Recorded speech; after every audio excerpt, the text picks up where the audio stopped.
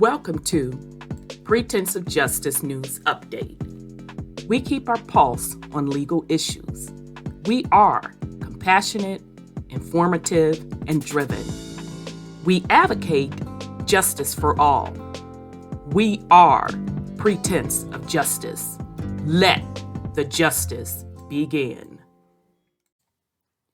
Welcome to the Pretense of Justice News Update.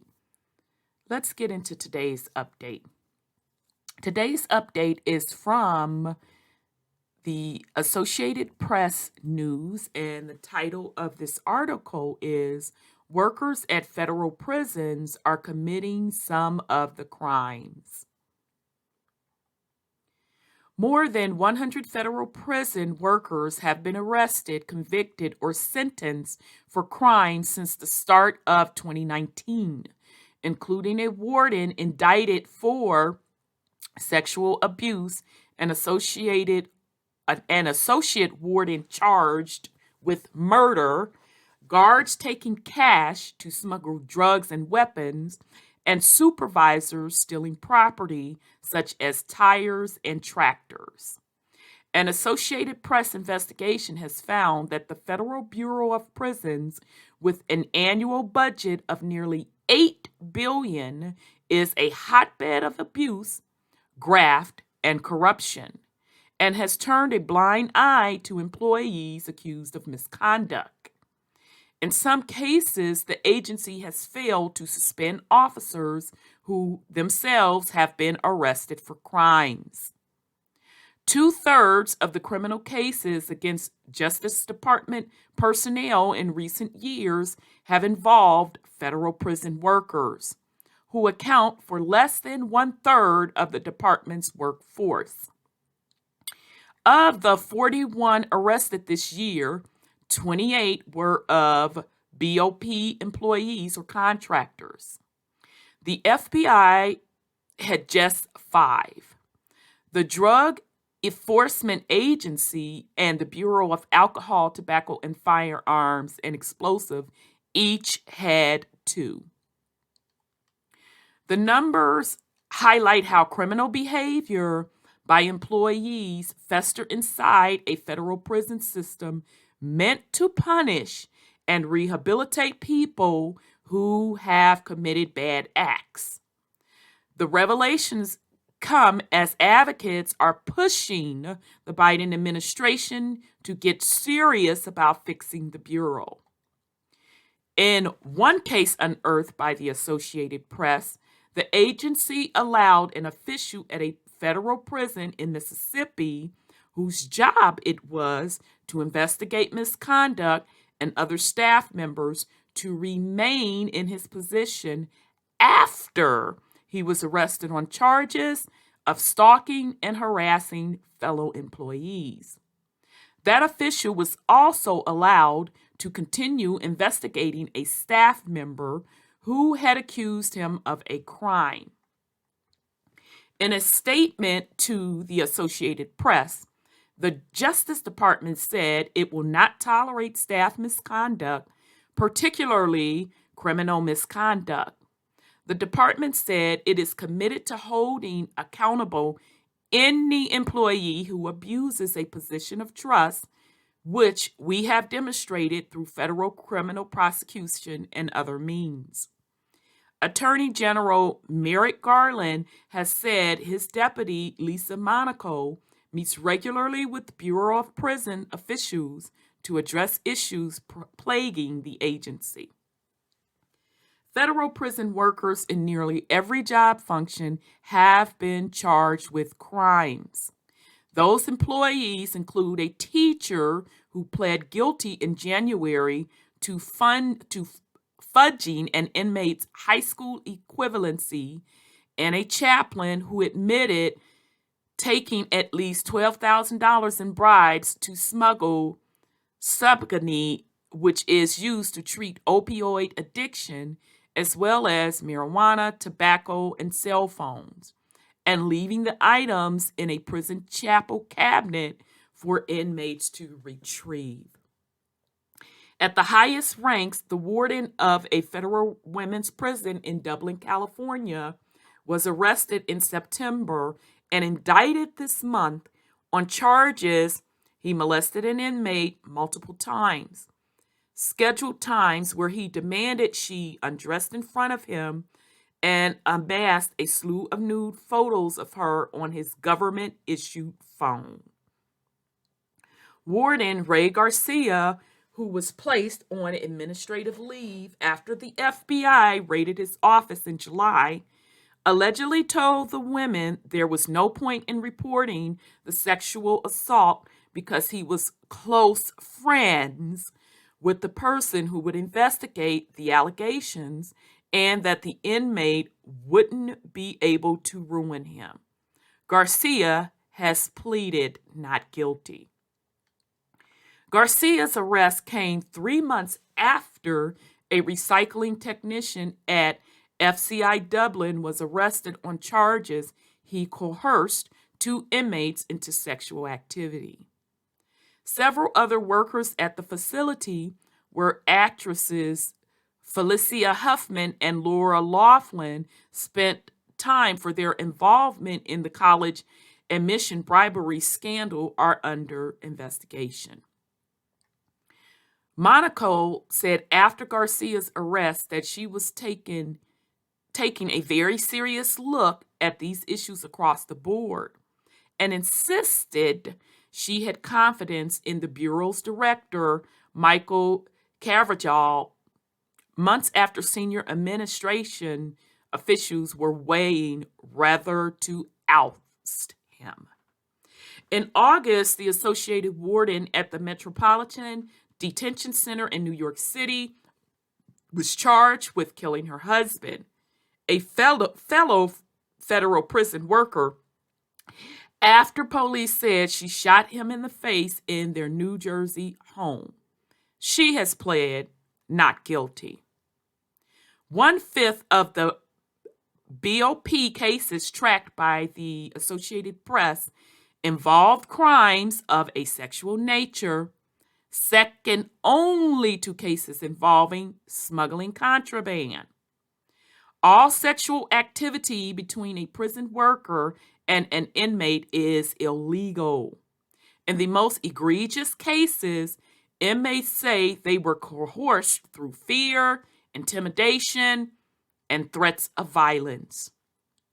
A correctional officer and drug treatment specialist at a Lexington, Kentucky prison medical center was charged in July with threatening to kill inmates or their family if they didn't go along with sexual abuse. A Victorville, California inmate said she felt frozen and powerless with fear when a guard threatened to send her to the hole unless she performed a sex act on him. He pled guilty in 2019. Theft, fraud, and lying on paperwork after inmate deaths have also been issues.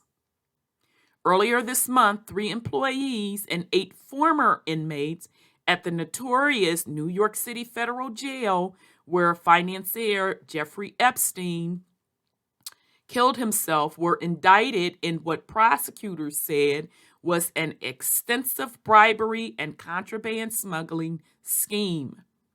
The Justice Department closed the jail in October, citing deplorable conditions for inmates.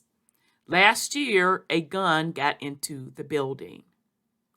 One of the charged employees, a unit secretary, was also accused of misrepresenting gang member Anthony Harv Ellison as a model inmate to get him a lesser sentence. The Bureau of Prisons, which houses more than 150,000 federal inmates and employs about 37,000 people, has lurked from crisis to crisis in the past few years, from the rampant spread of coronavirus inside prisons and a failed response to the pandemic to dozens of escapes, deaths, and critically low staffing levels that have hampered responses to emergencies. In interviews with the Associated Press, More than a dozen Bureau staff members have also raised concerns that the agency's disciplinary system has led to an outsized force on alleged misconduct by rank and file employees, and they say allegations of misconduct made against senior executives and wardens are more easily brushed aside. The main concern with the Bureau of Prisons is that wardens at each institution, they decide if there's going to be any disciplinary investigation or not, said Susan Canales, vice president of the union at FCI Dublin. Basically, you're putting the fox in charge of the henhouse.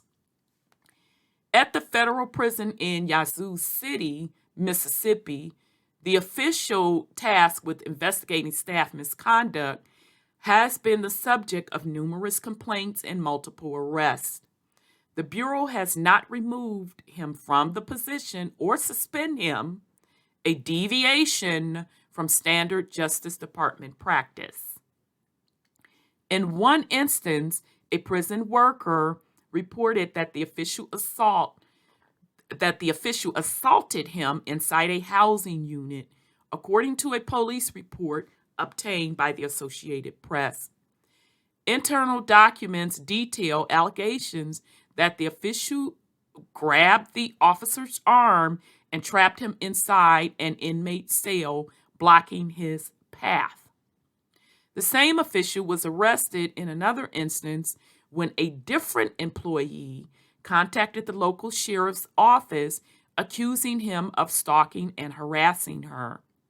The Associated Press is not identifying the official by name because some of the criminal charges were later dropped. In both instances, the victim said they reported the incidents to the prison complex warden, Shannon Withers, and to the Justice Department's Inspector General. But they said the Bureau of Prisons failed to take any actions, allowing the official to remain in his position despite pending criminal charges and allegations of serious misconduct. A Bureau spokesperson, Christy Brashears, declined to discuss the case or address why the official was never suspended. Brashears said the agency is committed to ensuring the safety and security of all inmates in our population, our staff, and the public, and that allegations of misconduct are thoroughly investigated for potential administrative, discipline, or criminal prosecution.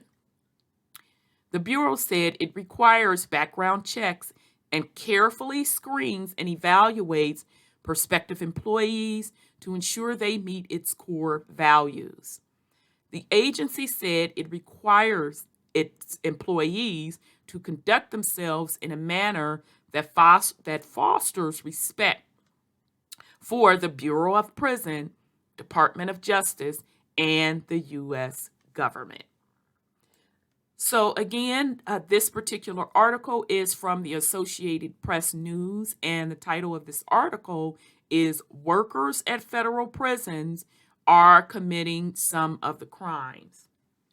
So I want to thank you for listening to our update on the Pretense of Justice. And if you are not subscribed to us, I highly encourage you to subscribe. And I also encourage you to like this video and share.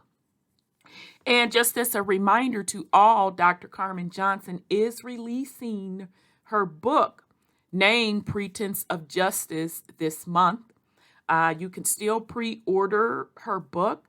I will put a link in the description of this video. And also the Hot nonprofit organization Helping Ourselves to Transform is hosting a second coat drive for the local DC area. This organization is nonprofit, and I will put a link in the description if you would like to help out with the local DC coat drive effort. And the HOT organization is also put in place to help those that are formerly incarcerated.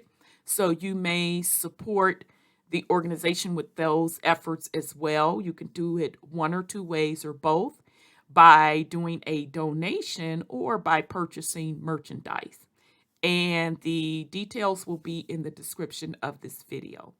So I would like to thank all of you for your time. I hope you have a wonderful day. Thank you.